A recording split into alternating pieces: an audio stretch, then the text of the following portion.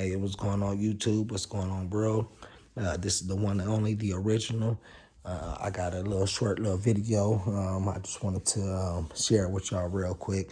I was on the phone talking to an individual a couple of days ago, and I was being asked some questions. And one of the questions I'm gonna share with you: how do we get into heaven? Now, there's a lot of things you have to take into consideration before you are being, or before you can answer this question. So there are questions that I also have to have the answer to this questions. Okay, so I'm not criticizing or being a smart ass. I'm serious though. I got questions too before you can even answer how you get into heaven. Okay, so I'm gonna go ahead and get right into it. Now listen really closely. Okay, do you feel we have a chance of getting into heaven by trying to convince individuals to believe in other religious organizations controlled by the oppressor? Okay, so religious organizations that are controlled by the oppressor. And we are trying to get other individuals to believe in those religious organizations. Do we have a chance to get into heaven by trying to get other individuals to believe in that religious organization that is controlled by the oppressor? Okay, if a group of people went to another country and conquered that country, and the people then forced their new beliefs upon those enslaved, do you feel those captured enslaved people will still get into heaven believing all the beliefs that was forced upon them when they were conquered, instead of believing in all the spiritual beliefs they had before that group of people came to their country and enslaved them? Now, that's a long question, but it's a very important question when you answering how do we get into heaven? I'm going to repeat that question. If a group of people went to another country and conquered that country and the people, then forced their new beliefs upon those enslaved, do you feel those captured enslaved people will still get into heaven believing the beliefs that was forced upon them when they were conquered, instead of believing all the spiritual beliefs they had before they were conquered and those people came to their country and enslaved them? Okay, so that's another question that you really have to take into consideration. Okay, if you are Christian and believe in the Christian book, which is the Bible, and Christianity has it, okay, hold on, wait. If you are a Christian and believe in the Christian book, which is the Bible, and Christianity has its own beliefs on how to get into heaven, okay? Well, what about all the other religions? Islam, Jehovah's Witness, Catholic, Mormon, Buddha, Jewish, etc. All of those other religions also have their own book and their own beliefs of how to get into the kingdom as well. So who's to say who's right and who's wrong?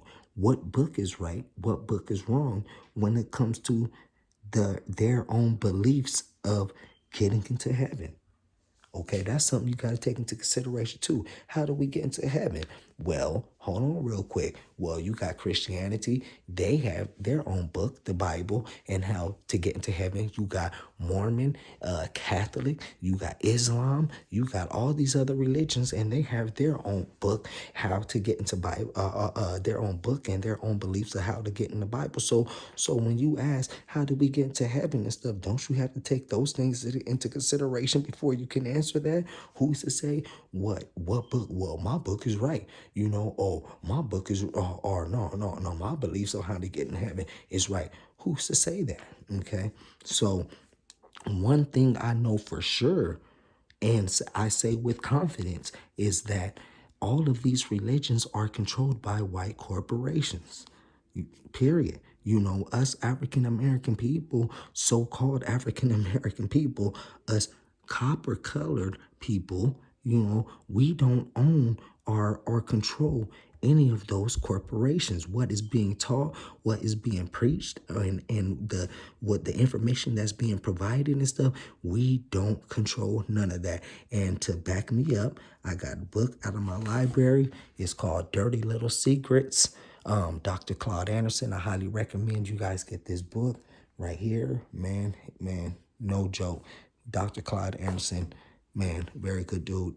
Economics, economy, man, get his book. So listen closely. This is going to prove that and show that, look, we don't control religion. First ministers were licensed to control.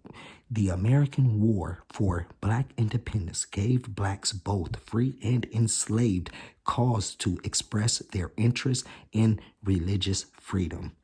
But whites, fearing blacks would use the Bible to seek freedom, education, or black unity, whites applied strict limits to religious to black religious services. They feared that we will unite. We will educate ourselves and seek freedom. So they applied strict limits to black religious services. Okay, while a few blacks, mostly house Negroes, as opposed to field slaves, were allowed to attend services with whites, they were required to sit in separate all black sections. The field Negro wasn't allowed to attend churches at first.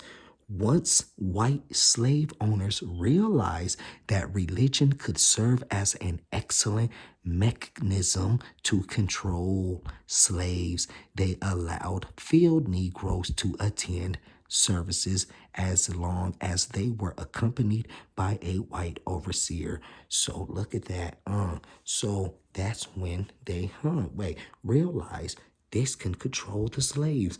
Okay, let's allow the field Negro to come as long as he is seen by a white overseer. That's when they started letting field Negroes attend. Because owners did not want black field hands in their own churches, they built modest chapels for them on their plantations. That's how we got our own churches on our plantations, because the slave owners did not want the field Negroes' hands in their own churches so they built modest chapels for them on their plantations. Okay, by the latter part of the 18th century, whites in many slave states decided to allow blacks to build their own churches and conduct their own religious services. So by the latter part of the 18th century, whites in many slave states decided to allow blacks to build their own churches. Why? Two reasons. What's the first reason? One, once white slave owners realized that religion could serve as an excellent mechanism to control slaves. That's one reason they realized that it could serve as an excellent mechanism to control. That's one. What's the second reason? Because owners did not want black field hands in their own churches. They built modest chapels for them on their plantations. That's reason number two. Okay, why we have why we were allowed to build our own churches and conduct our own religious services. Okay, keep on going. This change of heart may have been motivated in part by a sincere desire to encourage the Christianizing of blacks. But the relentless push for increased and more control over blacks was never far from the surface. Okay, so control. It was right around the corner. It was really, but the relentless push for increased and more control over blacks was never far from the surface. Okay, in response to independent services conducted by and for blacks, a national policy evolved requiring whites to select and license all black preachers. Dominant white society controlled black religion and its ministers and churches.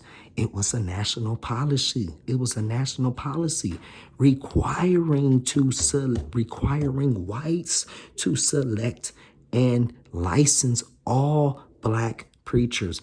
Dominant white society controlled black religion, its ministers and churches. Okay, and last one. Okay, the licensed black ministers were accepted to encourage their fellow blacks to be meek, obedient, accepting of whites as masters. In this arrangement, blacks were to remain loyal,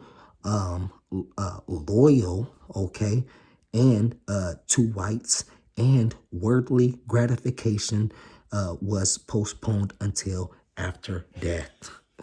Did you hear that? Okay, keep going. The licensed black preachers were supposed to,